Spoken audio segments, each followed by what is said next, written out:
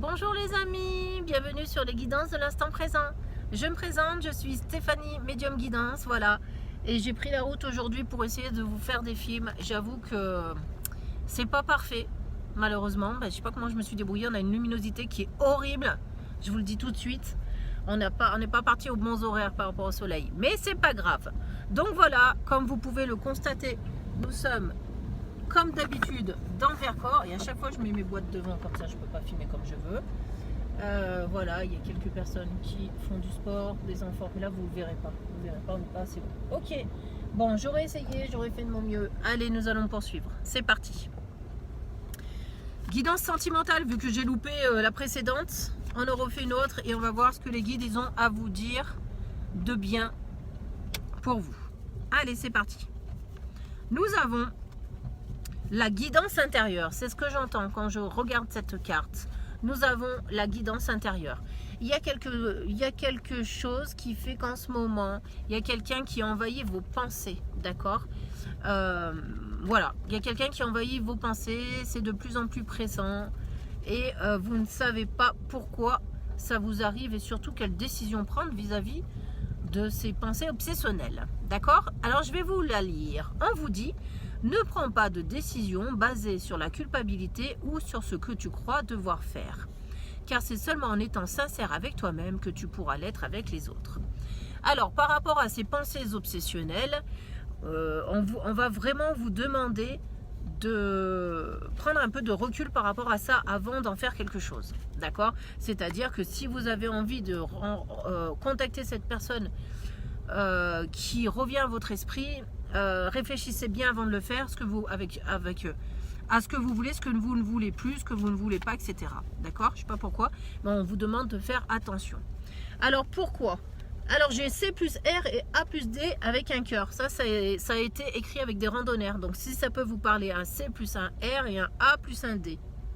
Voilà, donc ça fait deux couples là. Hein.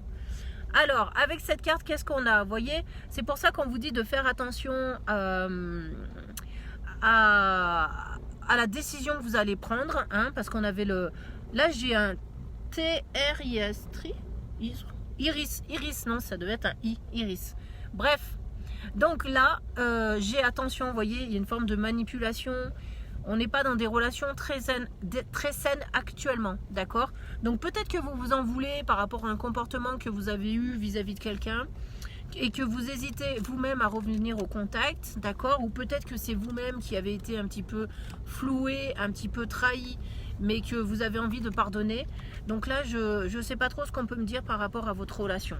En tout cas, nous, on a la voiture qui est en train de déraper, elle est en train de... On est sur un parcours difficile. Donc, vous voyez, il y a quelque chose qui a dérapé de toute façon entre vous. D'accord? Allez, c'est parti. Bon, on a quand même envie d'apporter de l'affection autour de soi. On a quand même envie de retrouver une certaine forme de sérénité dans le couple. Vous voyez cette carte? D'accord. Donc, je vais vous la lire tout de suite. On a l'espièglerie. Rire est la meilleure des thérapies. Prenez du bon temps ensemble et souvenez-vous que l'amour est le plus grand des guérisseurs. Donc effectivement, si vous revenez au contact, voilà, c'est pas pour faire des reproches, mais c'est plutôt pour essayer de passer le cap, d'accord, et d'aller vers quelque chose de beaucoup plus agréable à vivre en fait. Hein. Donc c'est pour ça qu'on vous demandait de réfléchir, hein, si c'est pour de nouveau jeter l'opprobre, je sais pas trop ce que ça veut dire, ou de nouveau être dans la colère, ça sert à rien, d'accord? Allez, on poursuit. On vous dit que vous allez réussir à trouver quand même un certain équilibre avec cette personne. Bon, c'est une carte qui est un peu triste. Mais moi, on me dit quand même que vous allez réussir à rétablir la paix. D'accord? Parce que vous en avez peut-être envie tous les deux. Mais attention, virage dangereux. Donc, il faut y aller avec beaucoup de doigté. D'accord? Donc, cette carte-là, c'est la carte de l'amitié, qui nous dit: nourris les liens d'amitié à l'intérieur de ta relation et ta vie amoureuse va s'améliorer considérablement. Donc encore une fois, c'est tout ça pour vous dire, ne soyez plus dans les reproches, dans le côté aigri ou dans tout ce que vous voulez. Soyez vraiment ouvert à l'autre en vous disant: bon, ok, on peut se donner une deuxième chance, voilà. Et bien à ce moment-là, ça veut vraiment dire qu'on met tous les soucis et les erreurs du passé derrière soi. Allez, dernière petite carte à vous, regardez. C'est quelque chose qui peut repartir. L'amour peut s'enflammer, ça peut aller très très vite. Je vous la lis. La transformation.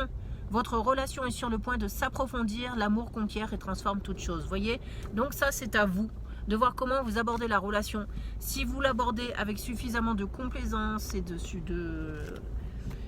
doigté, et ben les choses devraient pouvoir s'améliorer. Voilà, donc ne soyez pas dans les excès, ne soyez pas dans l'affirmation, soyez dans l'écoute de votre autre et essayez de comprendre ce qu'il a pu se passer entre vous sans vous énerver.